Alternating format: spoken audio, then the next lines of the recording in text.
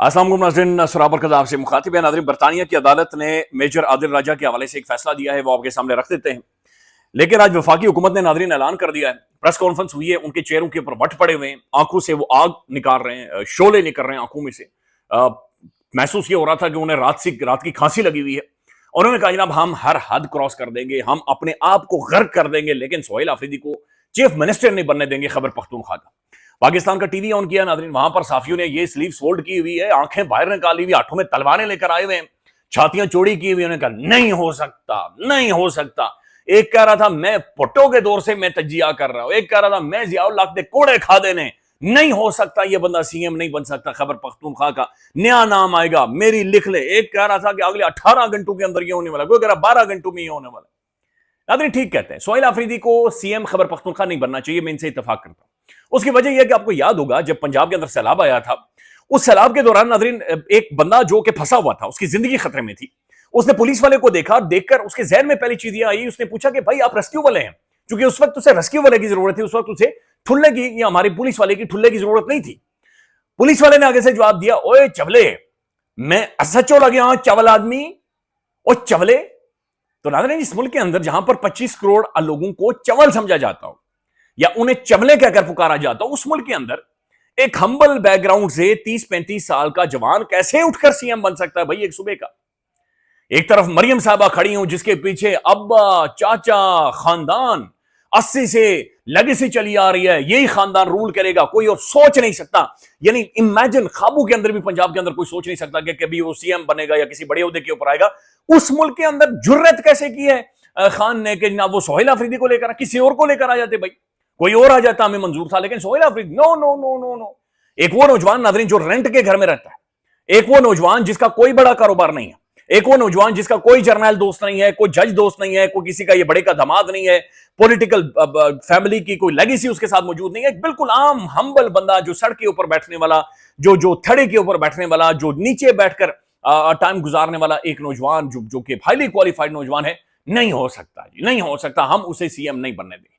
तो ये तो नाज़रीन दुरुस्त बात कर रहे हैं ना वो अपनी नजर में कि चवलू का क्या काम है इतने बड़े। ये तो इमरान खान मलंग आदमी है नाज़रीन, जो जिसने आसान रास्ता नहीं चुना। मरियम साहब कई दफा आपको बता चुकी हैं, मियां नवाज शरीफ साहब कई दफा वो आसान रास्ता चूज कर चुके हैं, तो वो तो पता था ये तो मलंग आदमी है नाज़रीन जो लड़ पड़ा, अपना पूरा खानदान कुर्बान कर गया, अपनी जिंदगी की पीक कुर्बान कर गया, अपनी पूरी पॉलिटिकल पार्टी कुर्बान कर गया, अपनी पूरे मुल्क के अंदर सूबों के अंदर अपनी हुकूमतें वो बंदा कुर्बान कर गया। 2-2.5 साल अपनी जिंदगी के नाज़रीन वो जेल के अंदर गुजार रहा है। वो मलंग आदमी है जो लड़ पड़ा, वो पीछे नहीं हट रहा, वो खड़ा है। तो पाकिस्तान के अंदर नाज़रीन ये ज़हन इस बात को तस्लीम ही नहीं कर पा रहे कि जनाब ये कैसे मुमकिन हो सकता है कि इस मुल्क के अंदर भी चवलों में से कोई उठे और ऊपर आए, क्योंकि चवलों का काम नाज़रीन सिर्फ टीसी करना होता है।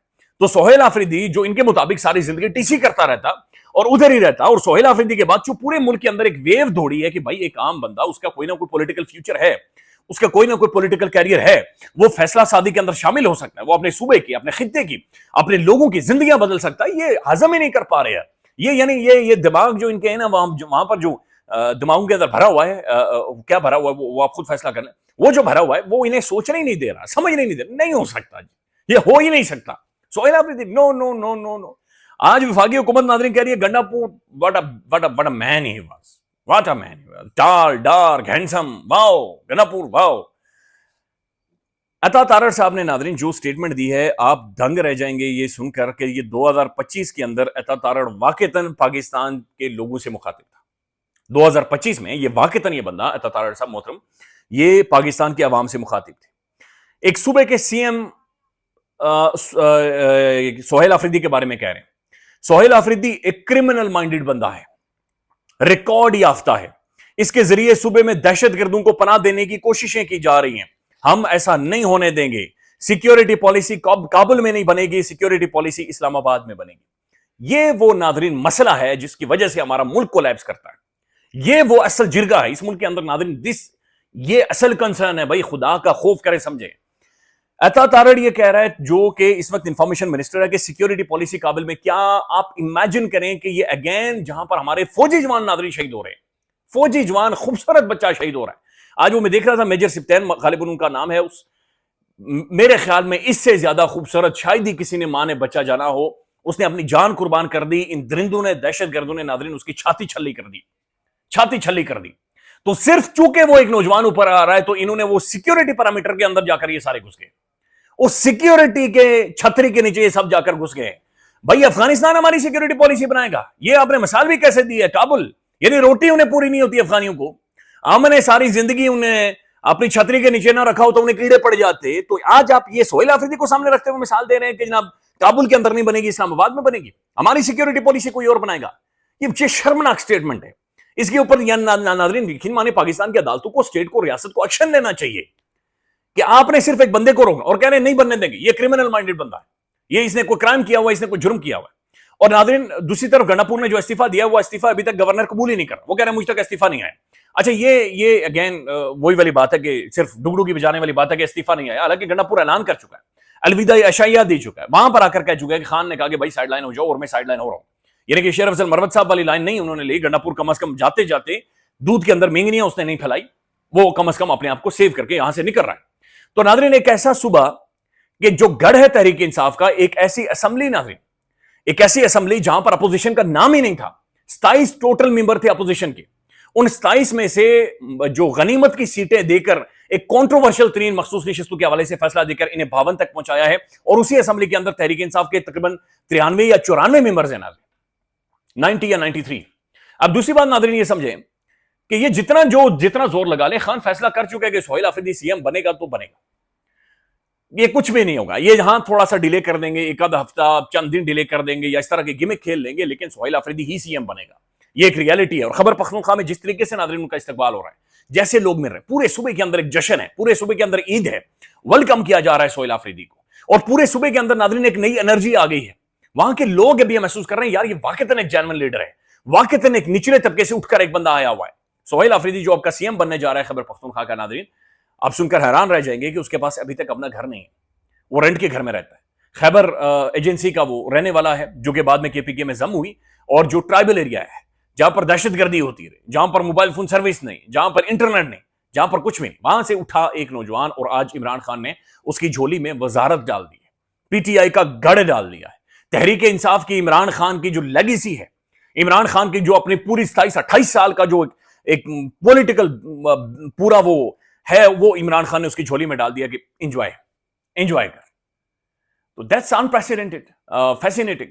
ہونا یہ چاہیے کہ ناظرین وفاقی حکومت اور سب مل کر فیصلے کریں, اور ہم نے سیکیورٹی کو ٹھیک کرنا ہے, ہماری زندگیاں بچی رہیں گی, ہماری فوج کی زندگیاں بچی رہیں گی, تو ناظرین ہم آگے بھی بڑھ جائیں گے, چیزیں بھی ٹھیک ہو جائیں گی, سیٹل بھی ہو جائیں گی. اپنی شاید تھوڑا بہت غصہ جو ہمارے بیچ میں وہ بھی شاید ختم ہو جائے گا, but we need a consensus کہ ایک نقطہ ہو, ایک نیا جوان ہے, پڑھا لکھا نوجوان ہے, بیٹھیں سمجھیں انڈرسٹینڈ کریں, خان کے ساتھ اس کی ملاقاتیں کروائیں, موو فارورڈ.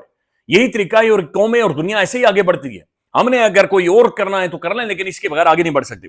ناظرین میجر عادل راجہ اور بریگیڈیئر راشد نصیر صاحب کے درمیان میں برطانیہ ہائی کورٹ کے اندر کیس تھا. یہ 3 سالوں تک یہ سارے معاملات لٹکے رہے, اور یہ ڈیفیمیشن کا کیس تھا. میجر عادل راجہ صاحب نے بے شمار الزامات لگائے تھے بریگیڈیئر جناب راشد نصیر صاحب کے اوپر.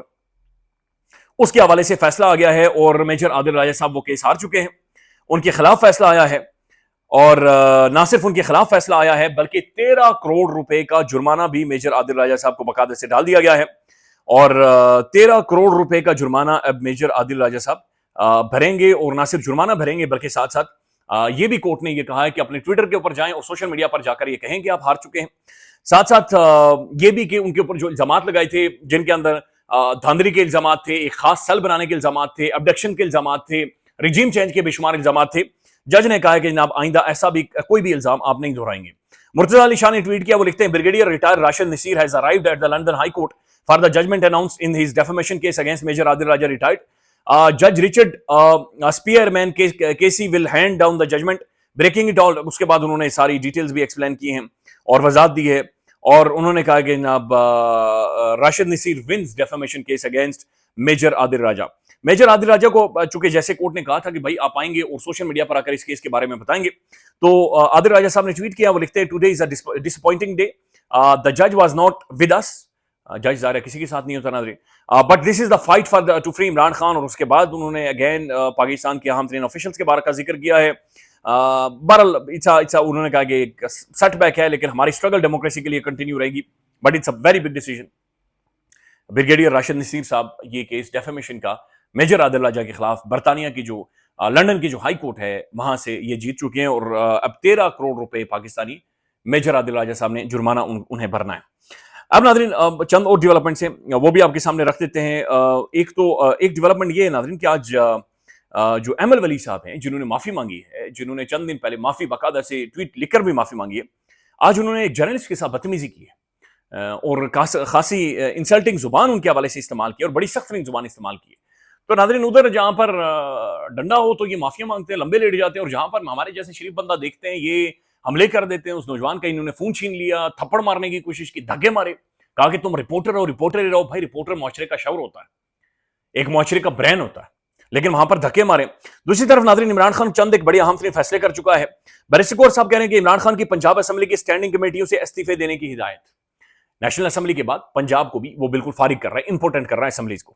خیبر پختونخوا میں نئی حکومت بنتے ہی کابینہ میں تبدیلیاں کی جائیں گی، بیرسٹر صاحب شیف یعنی گے میں اگر استعفیٰ دوں گا تو پارٹی مکمل ختم ہو جائے گی۔ بیرسٹر صاحب رہنے دو، تسی استعفیٰ نہ دو، بس استعفیٰ کا ذکر نہ کرو، بیرسٹر صاحب نہ، یہ ظلم آپ نے نہیں کرنا، آپ استعفیٰ بھی پاس رکھیں اور ایسے الفاظ بھی نہ کہیں، آپ ٹھیک ہی کر رہے ہیں، جو کچھ کر رہے ہیں بیرسٹر صاحب ٹھیک کر رہے ہیں۔ تو خان نے ناظرین کلیئر ہدایت جاری کر دی ہے کہ پنجاب سے استعفے دیں اسٹینڈنگ کمیٹی سے، اور خیبر پختونخوا کے اندر آپ نے یہ کرنا ہے کہ جناب فوری طور پر کابینہ مکمل طور فل کابینہ کو چینج کرنا ہے۔ تو خان پورا ایک سیاسی منظرنامہ گیم شفٹ کر چکا ہے۔ دوسری طرف ناظرین جنید اکبر صاحب کی اسٹیٹمنٹ آئی ہے، انہوں نے کہا کہ کوئی ادارہ یا سیاسی جماعت رابطہ کرے تو فوری پارٹی کی قیادت کو آگاہ کریں، عدم تعمیل کی صورت میں سخت کارروائی کی جائے گی۔ تو جو ایم پیز ہیں خیبر پختونخوا کے، اچھا یہ جھوٹ ہے جی، میں نہیں مانتا کہ 22 لوگوں نے ایفیڈیوٹ لکھ کے دیے ہوئے ہیں، فلانا کیا اور ڈھمکان، جو کہ بڑے پرومیننٹ جرنلسٹ سے رپورٹ کر رہے ہیں۔ کے پی کے میں آپ نہیں کر سکتے ایسا، کے پی کے کا ڈی این اے الگ ہے، وہاں کی روایات مختلف ہیں، وہاں کا انوائرمنٹ ڈفرنٹ ہے، وہاں کا ایک ڈیکورم ہی الگ ہے۔ خیبر پختونخوا کے اندر آپ جھوٹ بول کر، آپ بےمانی کر کے، یا آپ لوٹا بن کر آپ سروائیو ہی نہیں کر سکتے، آپ زندگی آپ کی ختم ہو جائے گی۔ خیال رکھیے گا ناظرین، اپڈیٹ کریں گے، اللہ حافظ۔